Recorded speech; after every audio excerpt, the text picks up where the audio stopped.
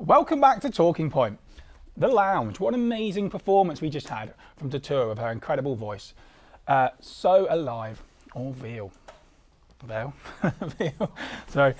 We'll be interviewing Sam in a minute, but before we get to that, let's see what's coming up in the next segment.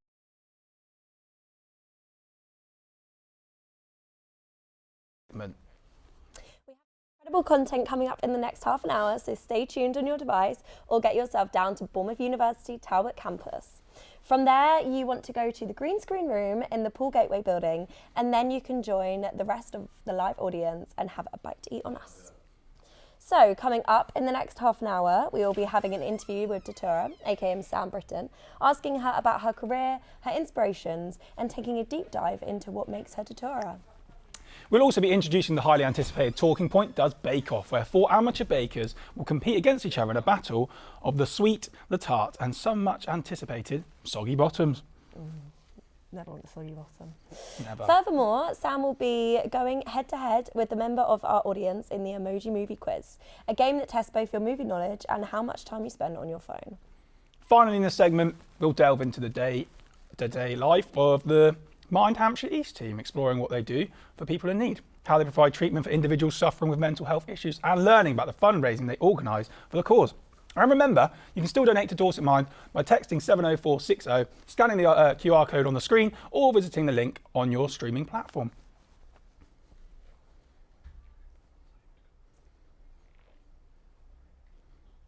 Well, wonderful. We are now very happy to introduce Sam Britton, aka Datura, to an exclusive studio interview. Sam. Thank you for joining us today. Thank you for coming. So what an amazing song we just heard from you, Sam. Could you tell us a little bit about kind of how you wrote the song and how it all came about? So this one was kind of a real contrast to my normal personality. I'm quite quiet and reserved, and I wanted like an empowering song that would make me push myself out there, basically.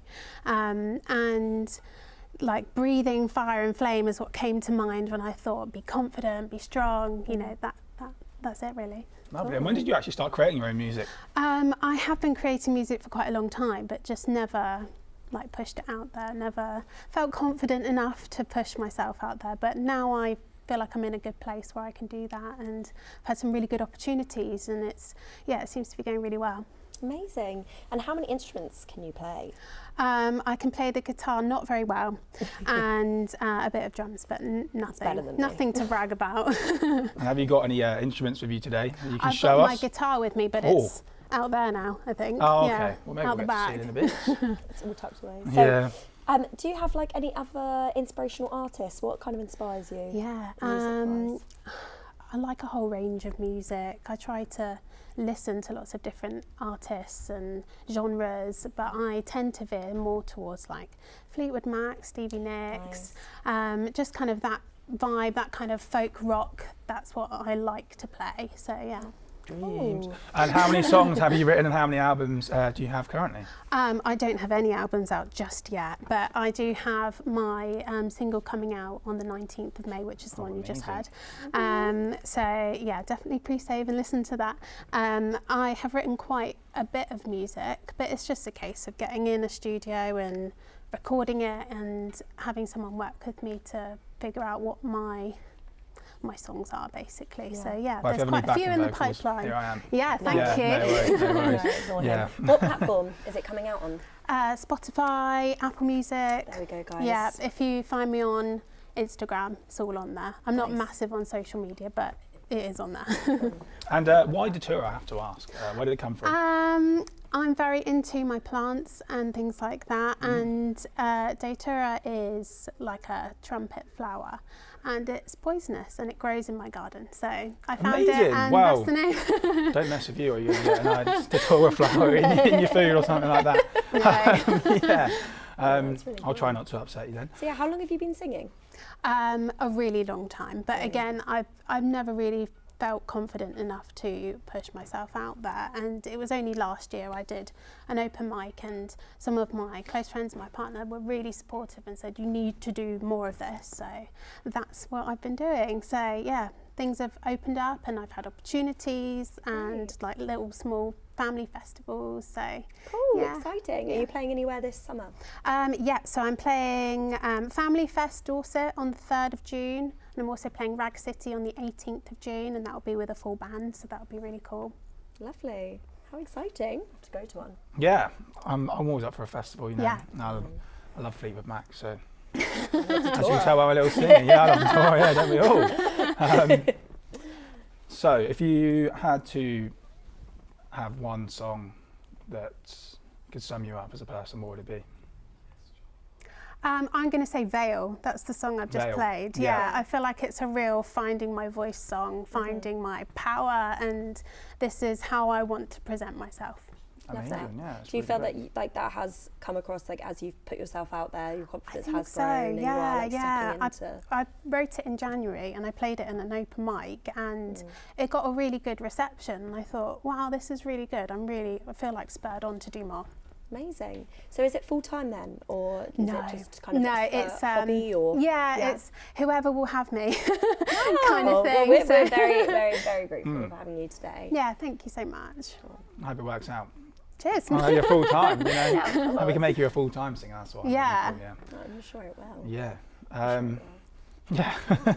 Well, I'd love to see you around Bournemouth. Yeah, Yeah. thank you. That'd be great. That'd be yeah, really come cool. along.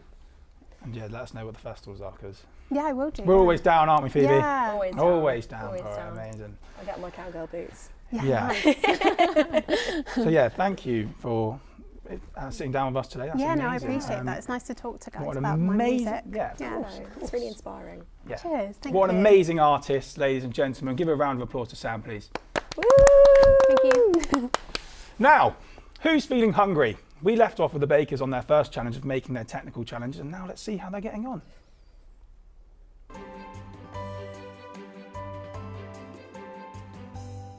Good morning, bakers. How are we feeling this morning? Great, yeah. Well, welcome to Talking Point Does Bake Off. It's so good to have you guys here today. So, for our first challenge of the week, it will be a technical challenge where we will be asking you to make a millionaire shortbread. Originating from Scotland, the millionaire shortbread is a layer of shortbread, a layer of caramel, and topped with a layer of chocolate. You'll have exactly 1 hour for this challenge. So if you're all ready, on your marks.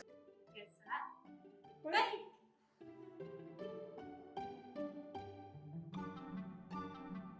I see you have neglected the wooden spoon and you've gone for a finger technique. It's either going wrong already or it's going to be mixed really well. Okay, and why neglect the crockery? Because you can get it mixed better this way and then you can bring it all together. Okay, That's my thinking anyway. okay. I mean, it is creating that crumbly biscuit texture. This is either the way you make pastry or shortbread biscuits, and it's They're kind of similar though. They're similar. kind of They're similar. Yeah. Right, so I've got to make the biscuit first. You're all so quiet, aren't you? Someone else say something. Bloody hell. I'm weighing out the butter. I think this is how you make the shortbread. Have you made it before? Shortbread, I think once, but like we are talking 5 years ago. Years and so years ago. I It's am. such a grandchild, grandma, like a cooking day, isn't it? It is. Shortbread's such a classic. Never baked with my grandma. She was too competitive. Well, that was certainly right in this competition. No, maybe maybe I've got the secret advantage. No problem. I'm focusing. Oh, that's perfect, Emily. The caramel. The caramel's going to be the difficult bit because I feel like it's requiring a saucepan and don't know what order of things needs to happen. Okay. A dough, I think would be cooler. Okay. There's going to be a point where it's going to become too hard for me to use a spoon. I'm going to have to use my hands. Right. I don't know when that point's going to be. Now, I think this is what Nigella does. So, Okay. I think. Okay. I feel like that is just. And you're going to roll it out? Is that the plan? Or just. I'll save that for later. This Yeah. is for what? Well, I was going to cut them down to individual bits, but actually I don't think I will. Okay. Well, I So you're will, gonna make- but I won't use that. I'm going to You're going to use that what later on maybe? No, that just came over in taste. I think. Taste inspiration stick. No, I'm not. So you're going to stick with the rolled dough, yeah? Yeah. Okay. It was working. Is there a unique way of folding dough, Katie? Is it going to work? If you throw it to me, and I catch it. To me, to you. Yay. What, sorry? Wait, You've got that? Yeah. Go on, I need to No, go more it's steps. goodness. I'm wondering whether I need to make one big one or lots of little ones. I don't know at what point do you chop it up? That's up to you to decide, Katie. Yeah, I don't want to decide. Leave me to You've gone with a side dish version of the dough. Is that a good idea? It's not a good idea. It blatantly isn't a good idea, but at the same time, this dish is way too big for the amount of shortbread that we're trying to make. So I'm improvising, adapting, and not overcoming. Whilst the bakers cook their shortbreads, they must next focus on making caramel. It doesn't stop making a hissing noise. It has to gas it. I don't think it's on. However, caramel can easily burn if not looked after. But yeah, it's getting browner. It wants to look like that. Now it looks like that. I don't know. I feel like it's gonna get caramelly soon. It's not the same either. Is it bad if I run and get another tin of banana? Where's the good one? This one's shit. I've just stirred in the condensed milk, which everyone I think did a lot earlier. I don't know, it looks quite pale, but we'll just see how it goes. Chocolate will be melting soon. I'm boiling it over water so I don't burn the chocolate, which I think is a wise choice. I think that's how you're meant to do it. And I think that's about ready to come out in 2 minutes. So fingers crossed, we should be okay. Bakers, you have 10 minutes remaining. Fantastic melt going on there with the chocolate. I can't touch the bowl because it's metal, but it's melting, which is what I want it to do. Ow. It still looks like a big lump, but it's fine. It's cooking. It's certainly got a colour. That'll be what it is. Mine did look like caramel. Yeah.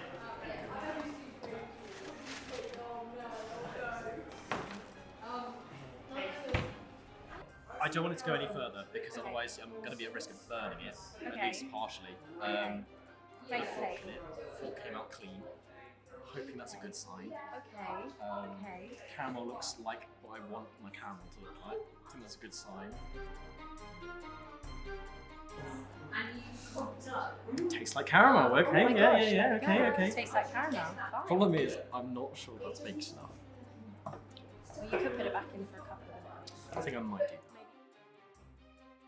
I wasn't that certain in my abilities. Well, I won't pop the oven. Cool. I'll I let you go, think yeah? we might need ever so slightly more. We found the serving bowl.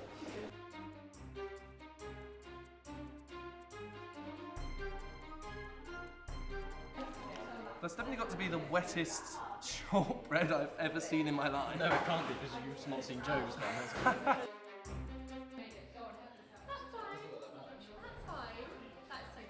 Bakers! You have 5 minutes remaining.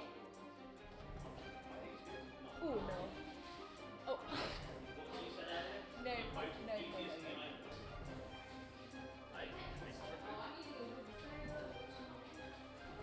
You're going to tell us when it's 1 minute left. 1 minute remaining. 5, 4, 3, 2, and 1. Please put down your baking utensils. That's what I'm looking for.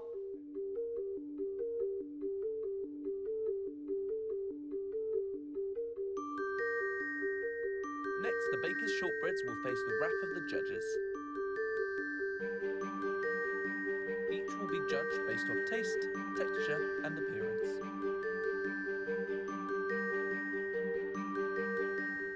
Hello. Wow, hi. We meet again. shortbread.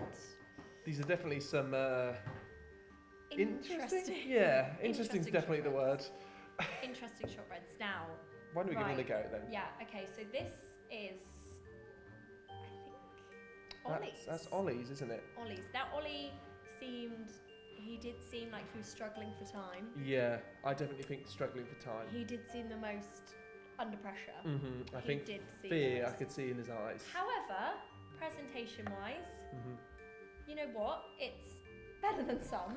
Yeah. It's not quite the best, Yeah. but it certainly looks like a shortbread. To me, a millionaire shortbread should be about 1 centimetre to 2 if you're making a big one of shortbread. About the same ratio in the caramel, if not even maybe slightly more, because you know that's kind of the big chunk of it. And then the chocolate should be about 0.5 centimetre. Now these guys didn't have time to completely fridge and freeze theirs. However, we have an interesting array. So let's try. Just go. The best Yeah, on Ollie was pressure. definitely under time pressure. You could see the stress kind of like emanating from You him. definitely could. He's done quite a good job actually. He has. That biscuit. That biscuit's a good level, Fairly cooked, I'd say. It doesn't look too raw. even though it is quite thick. It is very thick compared to the others. Compared to the others, It it's is really very thick.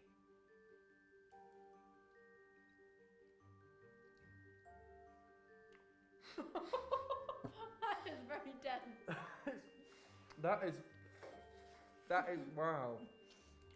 Dry, Undercooked. undercooked, Thick. really thick. No. But yeah, do you know what? It definitely was a good try, and I think he had the right thing going. He seemed to know the technique, but I think just the time pressure. yeah, really got to Biscuit so ratio. thick. So Katie, she Yeah, was flustered, yeah. but She's looked a bit red seemed- at one point.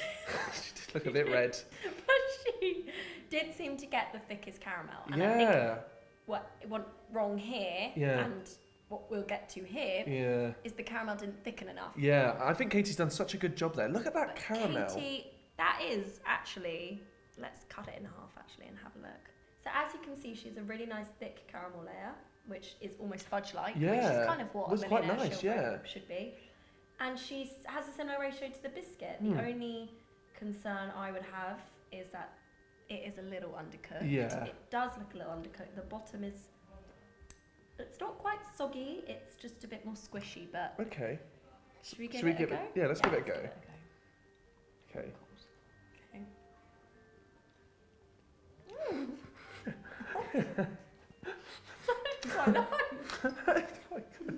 Quite nice.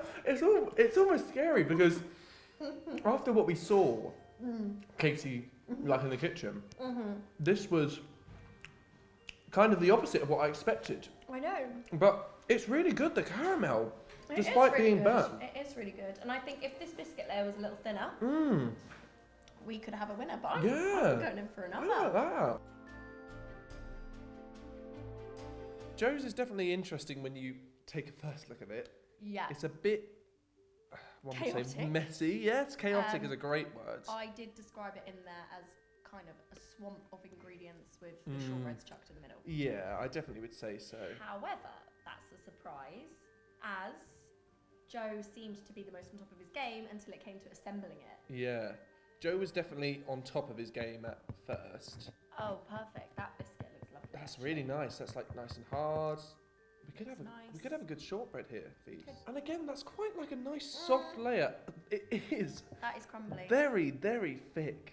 Again, like the rest of them, that's a bit thick, It's isn't because it? he didn't give his caramel time. Should we give it a taste? Yeah, just give it a go. Not to judge before. Oh.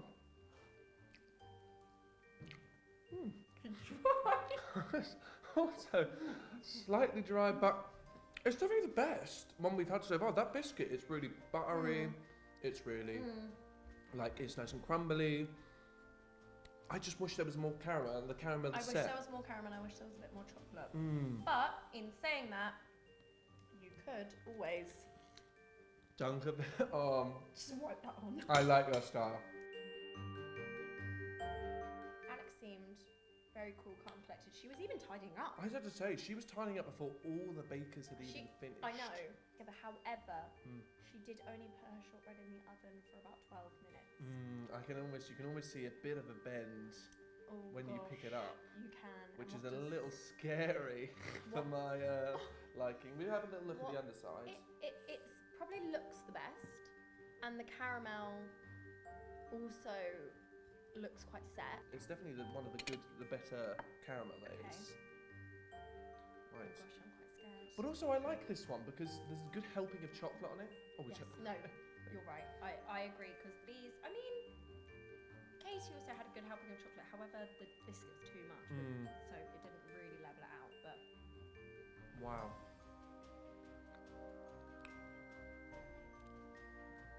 It's also they just hit the top of your roof or your mouth. you bite into it and you're like, ooh. You get a great caramel. And then you layer. go to chew. Yeah, and then you go to chew it and it's like, oh, it's stuck to the top of my mouth. I don't think I can eat that. All of these bakers, I definitely think, have had A very unfortunate. time with baking. We're going to have a very hard time judging the best one, I'd say. Yes. Maybe bottom place, we've got 4 contenders.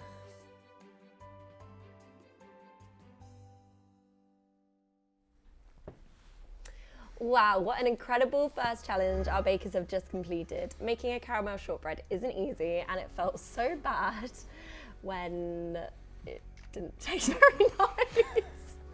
I personally blame Jimmy for hovering around, and probably myself for putting a bit too much pressure on them. But I mean, I'm very excited to see how they get on with their big showstoppers later on. But I can't say I was too impressed with them. They all looked terrible.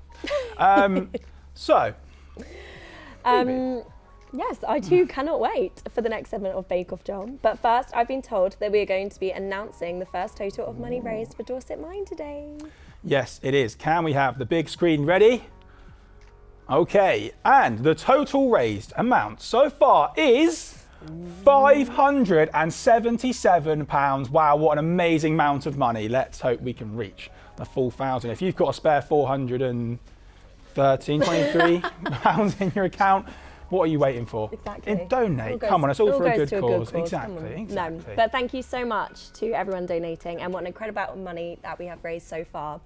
And thank you to everyone who has donated. And if you would like to donate, please text 0704060, scan the QR code on screen, or go to the link in the live stream, and every pound or penny matters.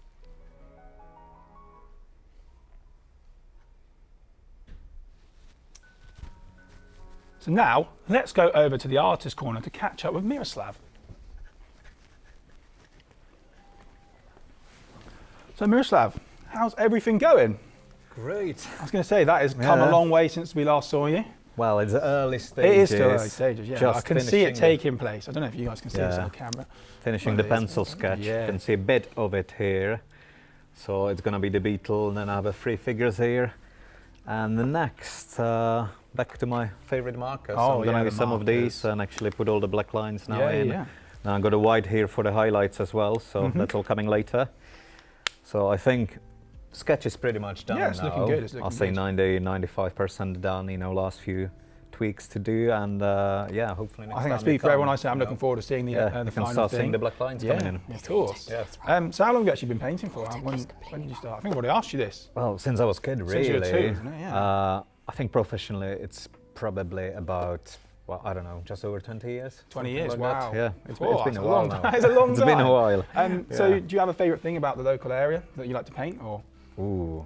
I mean, Cool. anything Sorry. to do with beach and surfing. The beach, and, yeah. I mean, Well, you're in the right classic place for it. cars, Yeah. bikes, anything like that. We have loads of that Amazing. here, and Yeah. obviously nature. Nature, of There's course. lots of that here Who as doesn't well. like and nature? especially marine life. Yeah, marine Yeah. life, of course. Who doesn't like So all that's that stuff? Some of those recurring themes. Yeah, we love the natural theme, don't we? That's perfect. Anyway, we'll leave you to it and move Brilliant. back on over to the lounge for the emoji movie quiz.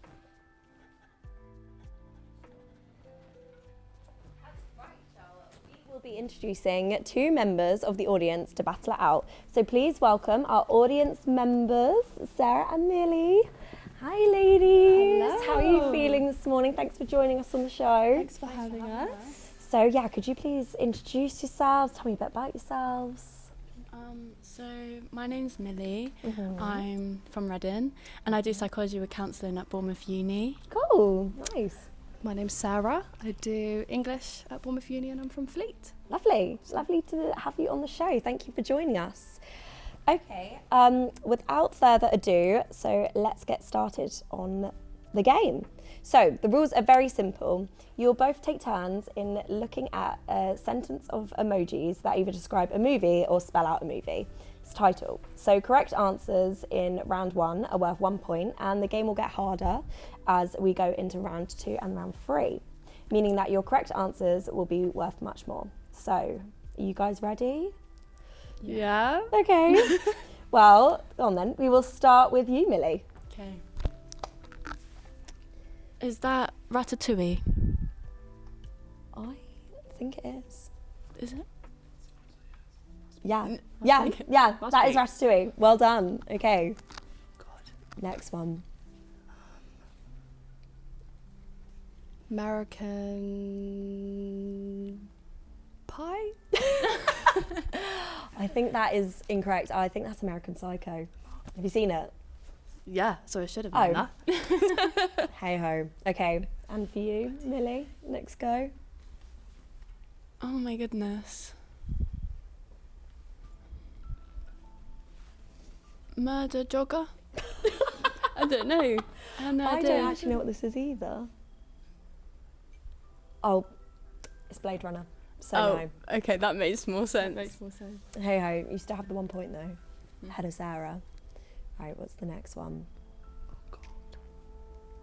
My movie knowledge is not good. Come on, this is a classic. Ghost? Almost, I think. Yeah. Ghostbusters. Yeah! Okay, 1-1.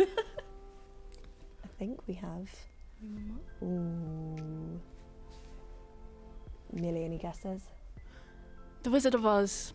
Yeah, that is correct. I would have not That is got that. correct.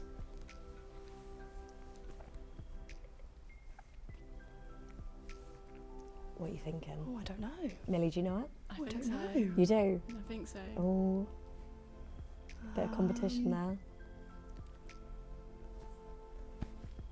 Hammer Lightning Bolt. What do you think? Is it 4? Yes, it is. Is it It is. four? It is. That's correct. I haven't actually seen that film though. Neither. I haven't. So I wouldn't have got either. it. I Just the hammer. You knew. She's practiced this already. Okay. I was just gonna say E.T.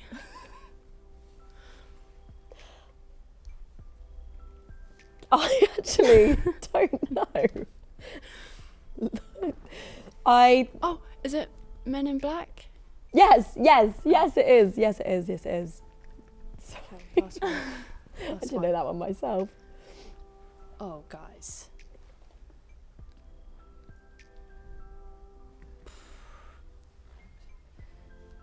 Marvel, Spider-Man. No. With the giraffe. Do you know? No. Is it Madagascar? Yes, that is correct. Another point to Millie. Sarah, come on, you've got to up it. Come on. Oh, Planet of the Apes. Yes. She's on fire. You're on a roll. She's on fire. I She don't knows even what know she's talking film. about. You know your movie. I think you might practice this. She definitely She practiced before we she came. definitely did, didn't she? Okay. Right. That was Planet of the Apes. Chicken Run. Yay! Okay. The easiest one. There we go. And Millie. I can tell the concentration. I'm is not scared. real. Oh, That's really Okay. done. Well, I guess that was the end of the first round. So the scores are 4-3, meaning that we have, Millie in the lead. So now we're moving into round 2, where correct answers are worth double the points. So, are you guys ready? I think so. Yeah. Okay, cool. Well, let's begin. Why not? Oh my goodness, I know, but I don't know the name. It's a horror film. Yeah. Oh my goodness. I can't think of the name. It's got the red drum on the door, isn't it? That one with the hotel. Yeah. Do you know it? I can't think of the name of it. Oh! Go on. I know the one you're talking about. You're talking about The Shining. Yeah, I'm talking about Shining. That's not even it. That's not it, no. So, I have no idea. I Sarah, don't know. do you want to give it a go? Do you know? No idea. No idea. Okay, we'll move on. We'll move on. It's Monsters Inc. That makes more sense. Yeah, with the girl.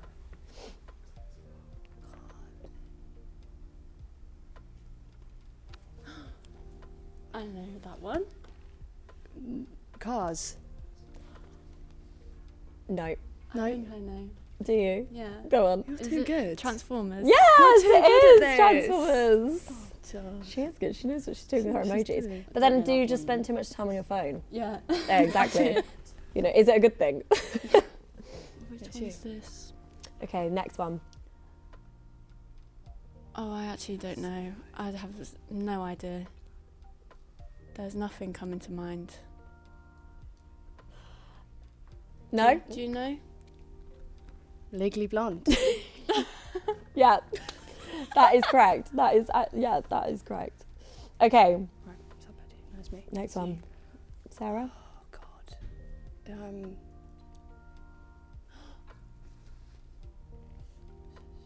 Silence of the Lambs. Oh, Yes. Is It is it? Silence of the Lambs, yeah, it is. Oh, Have you guys tip seen of that my film? tongue. No. It's a good film, you should Somehow I watch knew it.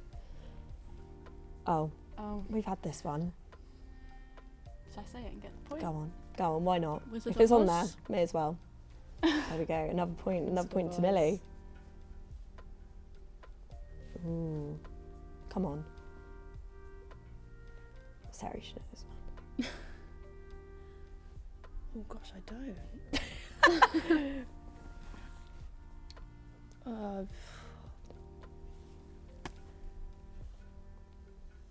Wolf.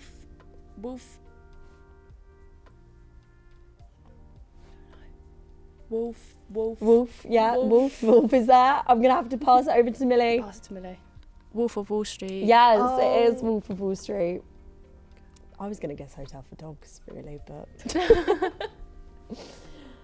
okay. Well, at the end of the final round, I believe that Millie, you Well in the lead. are the winner with 10 points to you and 8 points to you, Sarah.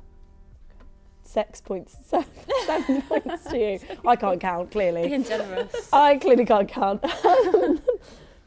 So, yeah, thank you both for coming today. Thank you for having us. Hopefully you'll go home and watch some movies. I need to, apparently. Yeah, clearly. I'll watch all of Clearly, them. She's yeah, gonna make exactly. me watch them all. Exactly, that's all right. You can have a movie marathon. That's Yeah. fine. It's technically Eurovision, right? Yeah. But yeah, thank you very much for joining us today, and yeah, have a lovely time watching those movies. Thanks for coming. Wow, wasn't that entertaining? Well, we're rapidly approaching the end of this segment, but up next is an amazing documentary about the people at East Hampshire Mind, about their roles and jobs and thoughts about the Mind charity. Please enjoy.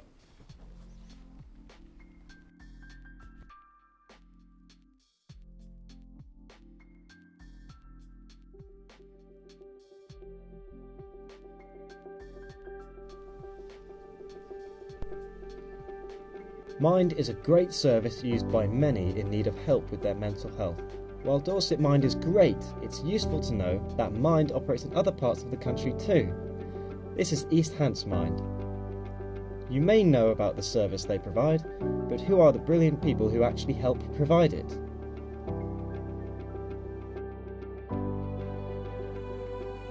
My name's Nikki, and my job role for Mind is peer support worker. My name is Ella, and I'm an adult wellbeing practitioner at Mind. So my name's Kate, I'm a wellbeing practitioner with Mind in the adult wellbeing team. My name's Jenny, I'm the wellbeing manager at Having East Hants Mind. So I started working for Mind. I had to do a student placement in my third year at university, and I ended up coming to mind, and when I finished my placement, a job came up. So I applied for it because I really enjoyed being able to like support people through their like well-being and get them to a place where they feel comfortable not having our service as their support.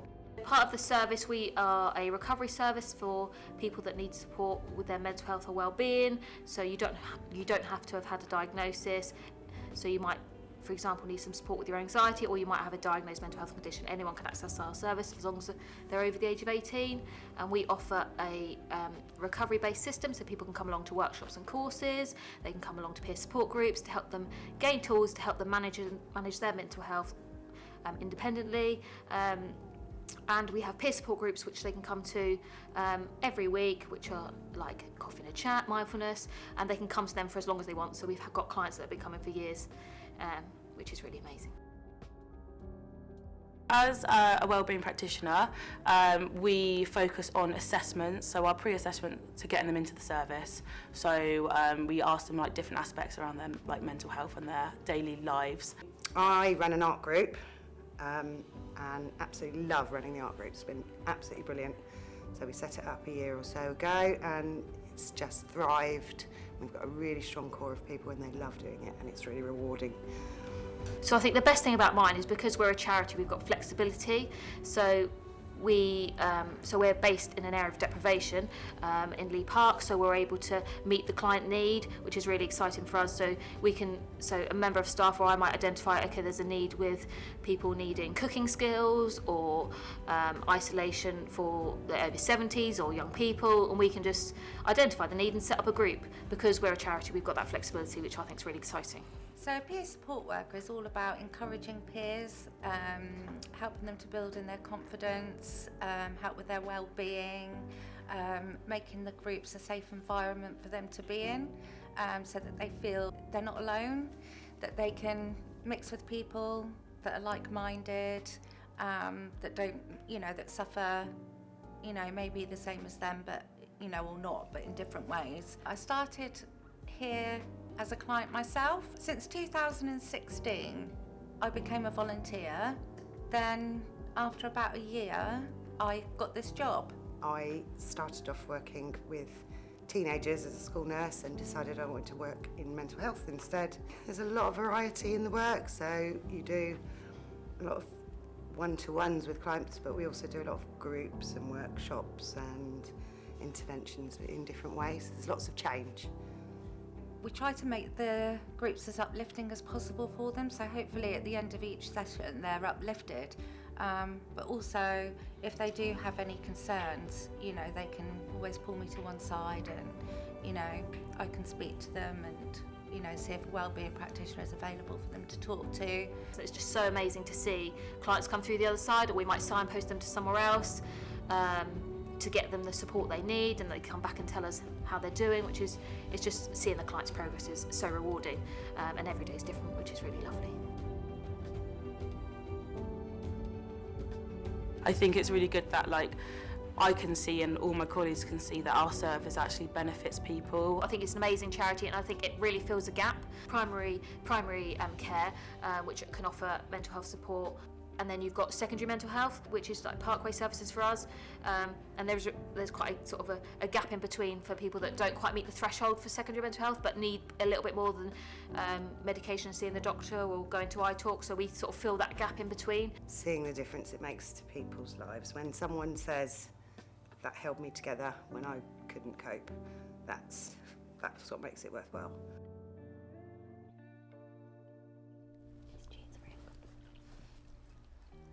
Wow, what a powerful and insightful documentary about the unsung heroes that make Mind what it is. Unfortunately, that's all we have time for you now. We're going to be switching over to Talking Point, the social side, for some more exciting content. We're not exciting enough.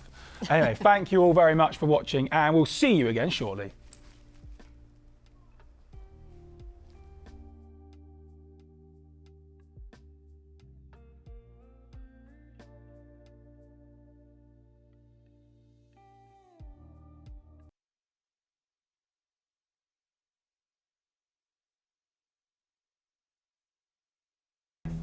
Hello and welcome back everyone to Talking Point, this social site. Today we have a special guest. Dan Mead, a university student who will be talking about his mental health journey and how he managed to overcome his struggles. Dan, how are you today? I'm very well, thank you. How are you? Why have you chosen to share your story with us today about your mental health? Well, I feel that it's important to open up and talk about mental health, especially men, as men seem to have a problem opening up about their mental health. So. How's your mental health now? My mental health? Yeah, it's all right. You know, it has its good days, it has its bad days. But you know, it's certainly better than it was back in the past. So. Why do you think it's important for men, especially, to open up about their own mental health?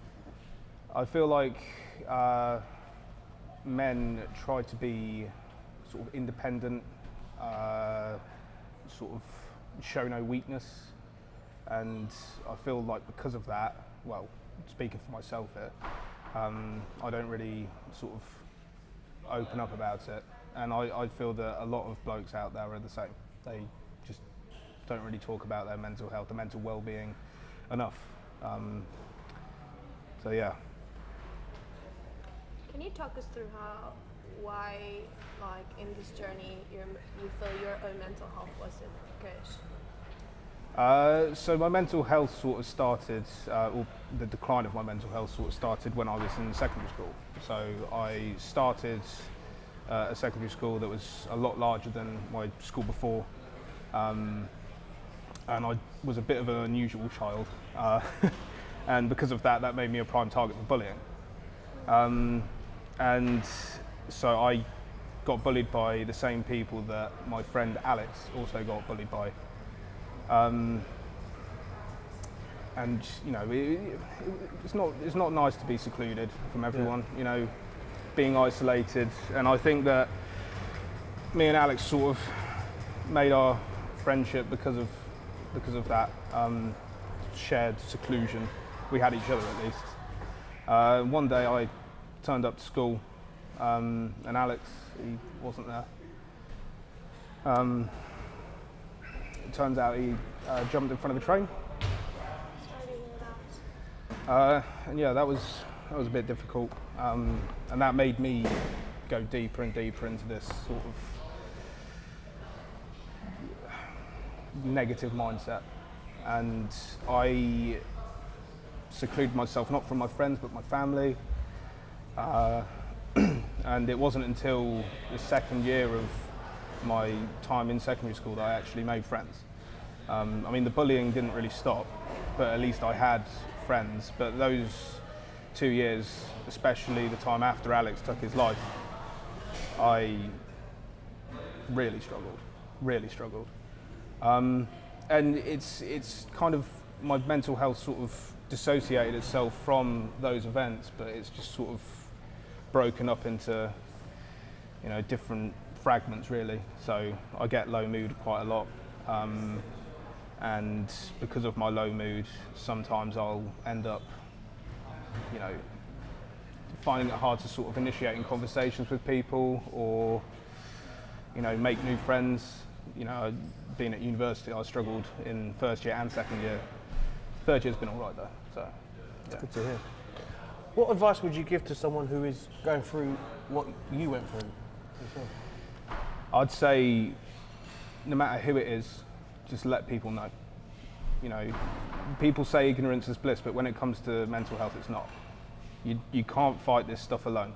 You need to have someone to rely on, a shoulder to cry on, just an ear to chew, whatever. You know, just talk to people, no matter who that is, no matter how close they are, no matter how distant they are. Just open up to them, let them know.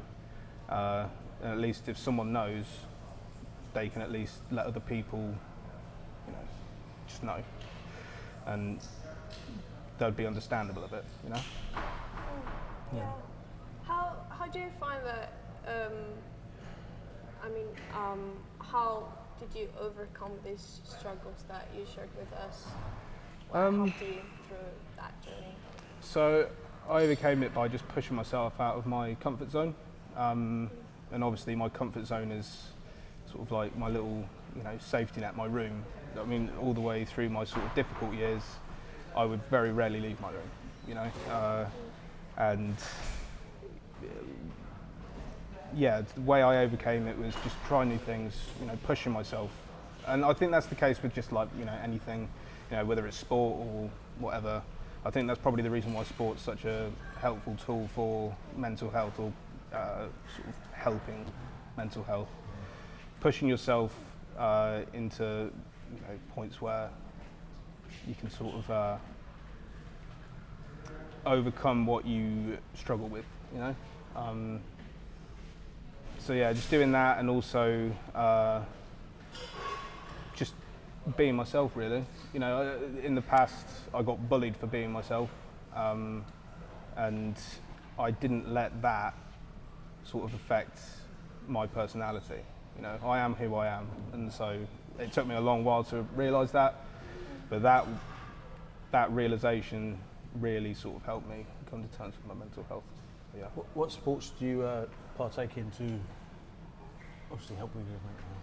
So I don't really play any sort of sports particularly, but on the odd, you know, weekend or whatever, I'll go hang out with my mates and we'll just have a kick about, or, you know, pick up a rugby ball, throw it about, go on a walk, listen to music whilst on that walk, something that's going to sort of make me feel better, you know. Have you found it easy to talk to your mates about what you're going through and stuff, and getting some? It was about getting that momentum going. The first person I told really, that took me a while to, you know, sort of fully open up. But as soon as I opened up to one person, the next person was easier, and then the next person, you know. So yeah. And thank you so much for coming onto the panel to share your story That's right. with us. Thank you. Thank you for having me. Thank you, Dan. Yeah, thanks very much, Dan. Don't forget, if you want to get involved in the show, then please donate. You can do this in many ways. Either text Talking Point to 70460 to donate £5, or scan the QR code where you can donate any amount. Or of course you can visit our website.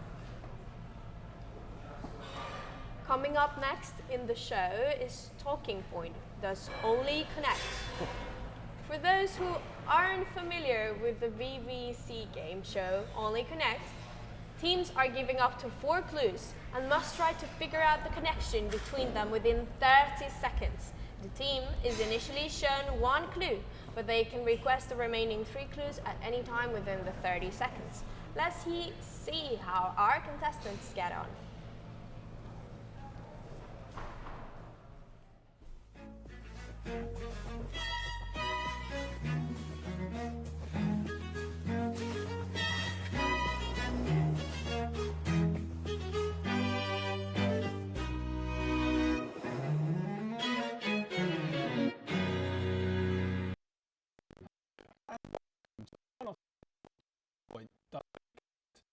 For joining us. This show, and you'll be with us throughout the stream each round before we join you live for the final round. So without further ado, let's meet the teams. First, right, bus stop boys. Hey guys, how you doing? Introduce yourselves. Matt, you're the team captain today. Yes, that's How's your team got any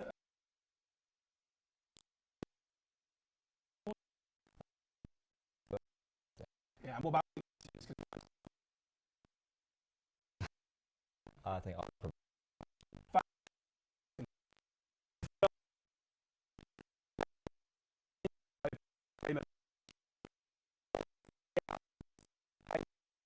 yeah. So, can you introduce yourselves for us? I'm Jenny.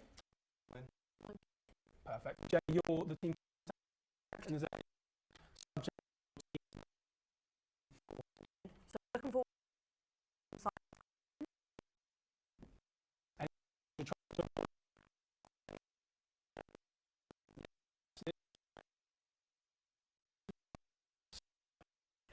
ready, then let's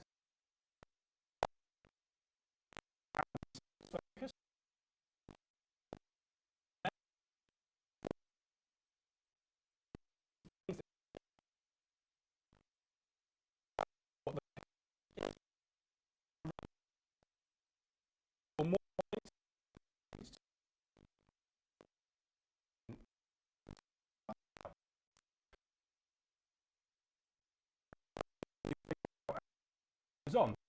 Let's begin round 1. Team 1, boys, going to start. So, let's begin. Your first clue of a connection is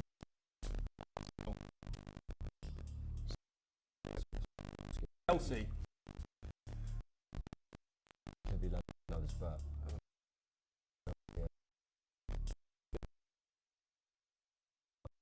it's gotta be like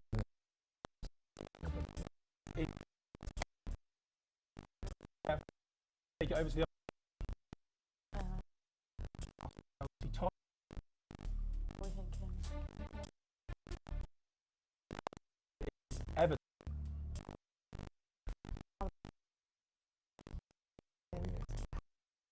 Is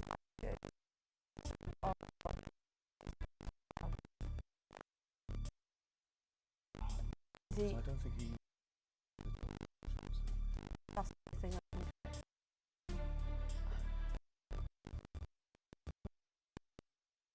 An answer, I'm afraid.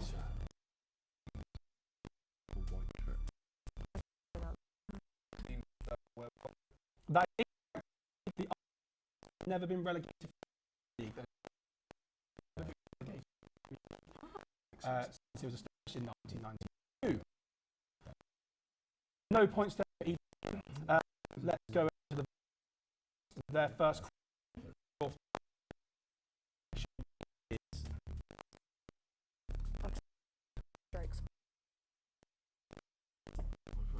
Swim strokes. The other team.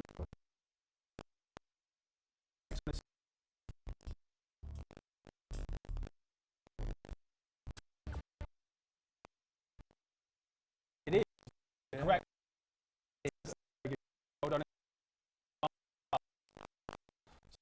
3 points to the boss.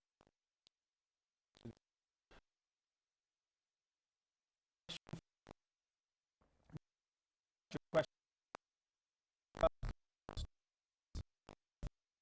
is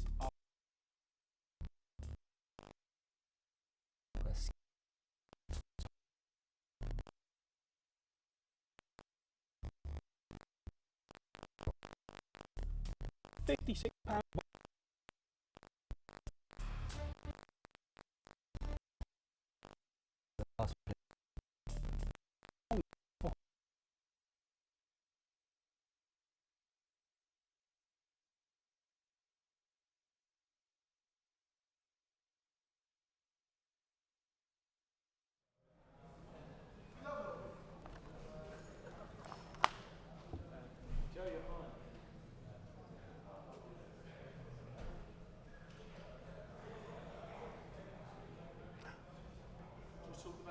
Oh, sorry.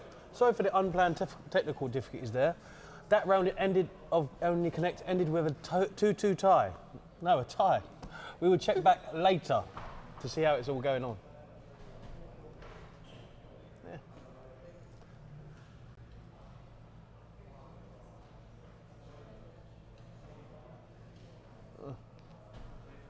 Yeah. Thinking time. Yeah. Yeah. Drowning in the jealousy. And don't forget to grab your raincoat if you're gonna let it pour on me. And now your chaos is fading in. I try to fight, but I'll never win. It's so damn typical with the way you say that it's just a phase. You're driving me insane. Say you don't wanna watch me waste my life away. Would you rather I had nightmares? Feels like some kind of hate affair. And I wish that you could find some words to say, but you know that it's fake. You take my dreams away.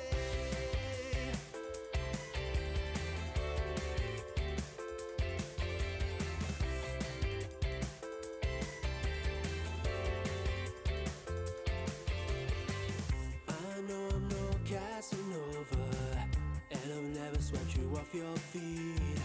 And lately I've been a pushover. I let you walk the hell all over me. Well, Now you got all these games that I don't Well, it seems like the fundraising events went well. It looked like a lot of fun. Let's take a look at how much we've raised so far. We've raised £512 so far. That's amazing. Thank you so much to all that donated and participated. The donations will go towards supporting those who suffer from mental health disorders. So, thank you.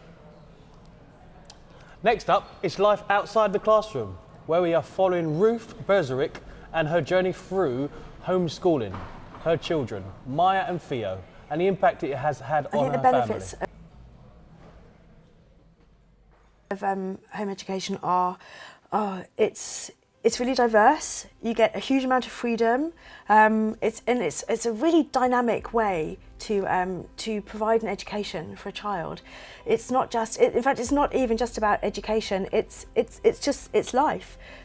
Really, the children get to do whatever they want. You know, by that I mean they can find out about whatever they want to find out about. They can educate themselves about whatever interests them. You get to go out and you get to spend time in places where there are no other people, so you get all these places to yourself, so you can really explore, you can have adventures. You set your own goals, you set your own timetable, and the best thing for me was that you get to spend time with your children. You don't have to hand them over to somebody. You don't have that stress, you don't have that anxiety. You just get to be with them all of the time, which for me was a real privilege and a real gift to just, to be with my children and not have to be parted from them. It was just absolutely incredible. I think the way that home education builds confidence is that children are given agency over what they learn, how they learn, and so it encourages intrinsic motivation. And so it's a much more adult way of approaching education and therefore a sort of approaching life. It's not that you bring your child up as an adult, but we are ultimately bringing our children up to be able to fit into an adult world.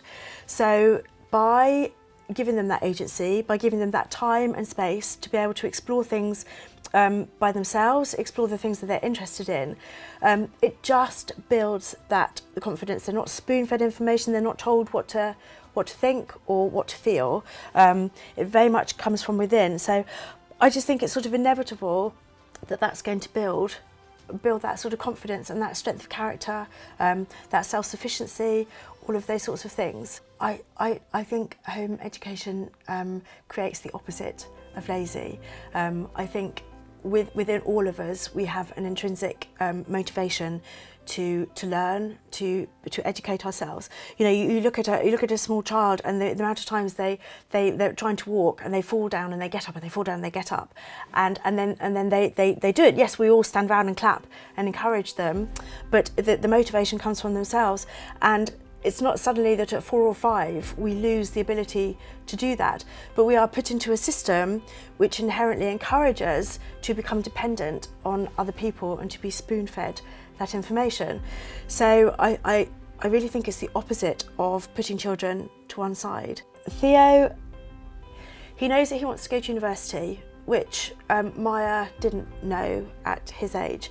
So he knows he wants to go to university. At the moment he wants to study English literature because that's what Maya did. So we're trying to point him maybe more in the direction of what he's interested in. He's much more physically active than Maya ever was, so that's something we try to encourage. Because again, my understanding is that with some boys, they must have to get their physical energy under control before they can maybe sit down and do sort of academic work, and I know that's a huge generalisation. So I've really focused on the physical with Theo. And also, he's really into gaming, which wasn't available so much when Maya was little. It was very, very basic internet when Maya was little. So Theo's had a different upbringing in that respect because he's been gaming ever since he was quite small. We've kept the social aspect by taking Theo to lots of different activities. So he has lots of interaction with other children. When he was little, we did lots of home ed groups, which were mainly social groups. There was some learning, but Theo just wanted the social side of things. Even when he goes to things like multi-sports at Bournemouth University, it's really a social thing for Theo. Obviously he's learning, but it is a social thing. Parkour, again, very social activity.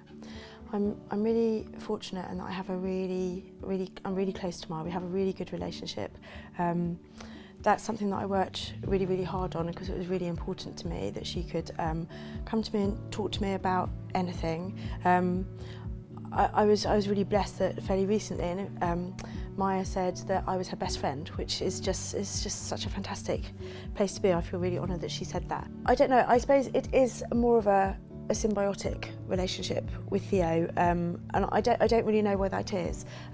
Again, because I've spent all of this time with him, and maybe it's different because it's just me and him for most of the time. So we have it's a very different relationship. I'm just as close to him. He's amazing company as well, but it's different to the company that I get from Maya. And Theo is a much more sort of huggy kind of. He will want to come and make that contact during the day, and so he'll come and give me hugs and things like that. I had that great relationship with my mum, like from very young. I was always with my mum, or mum was in the house, and we would go out to, like, not sound middle class, but like the National Trust all the time, or like just go out to coffee shops and just be together. And that's because we have the good relationship we have now because of that early bonding time together. Yeah, no, there was definitely enjoyment being that close to my family, because, like, you know, anything happens, mum's there because she's always been there. So I would say it's a 50-50 split being being homeschooled. The negative of that was I was bullied for it. Like, people thought I was a freak because I wasn't doing normal things, which I think now just came from a point of jealousy more than anything. And there was this massive argument I remember having at 15 with my mum going, "I'm a freak, why did you do this to me?" Because I did feel a bit left out, and I didn't, there was, just because of what people were telling me, I didn't feel normal. But overall, I'd say I was happy, yeah. I can definitely see the benefits of it. People say, oh, homeschooling, oh, get up at 2 o'clock every day. You don't do any learning whatsoever. You're just running around in the forest, basically. That's just not what it is. It's, you are tailoring home education to your child's needs, your needs as a person, and how you do learning. I think the effects school has on, like, the majority, it's like your condition's the wrong word, but like you are conditioned to think in a certain way and do things in a certain way, and it's extremely rigid.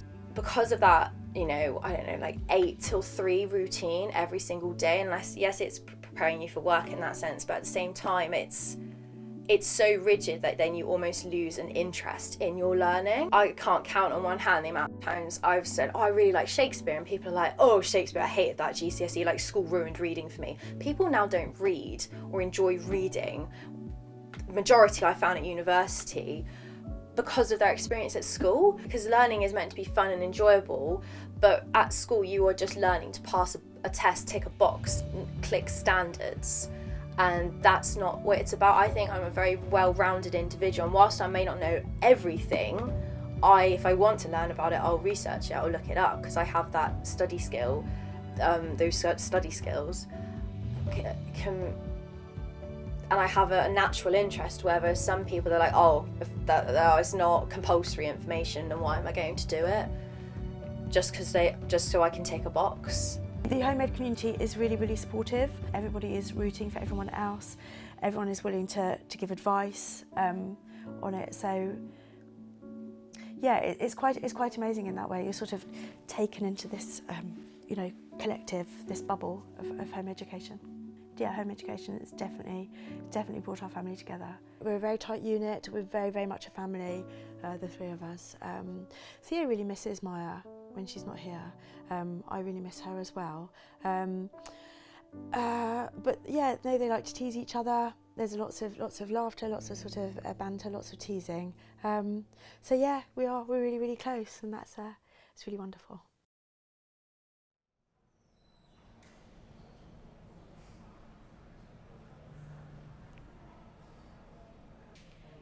Hello everyone. Coming up next we have my Mikey Ball with us with a brilliant performance. Please give a round of applause. Sorry about that.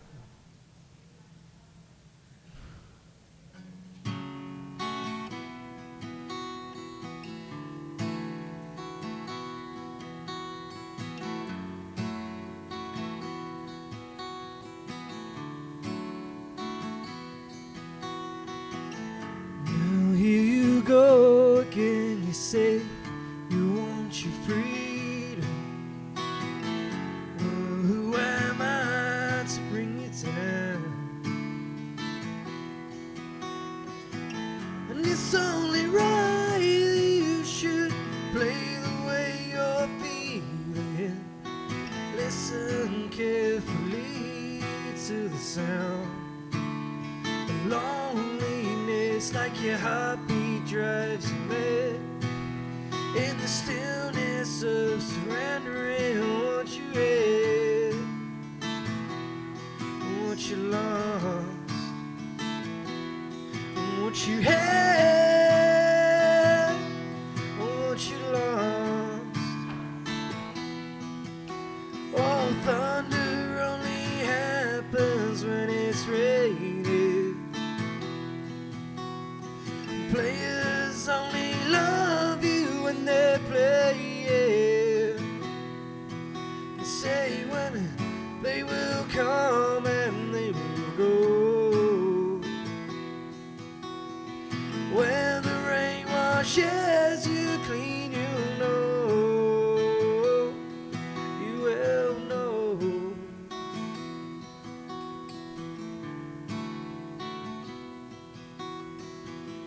Now here I go again to see the crystal visions.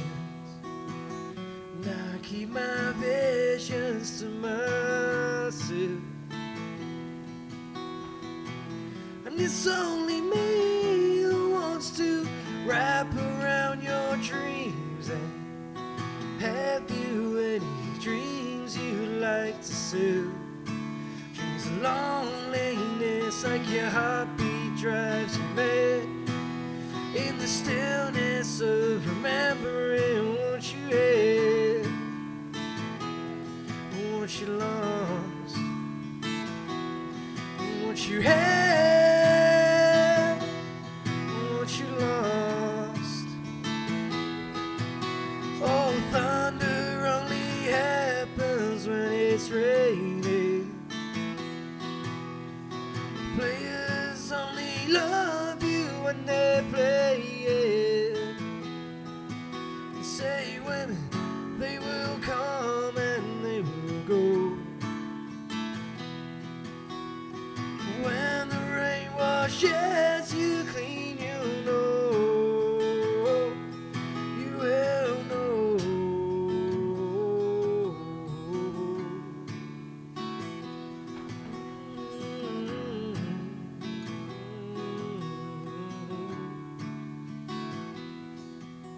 Like a heartbeat drives you mad. In the stillness of surrendering what you had, what you lost, what you had,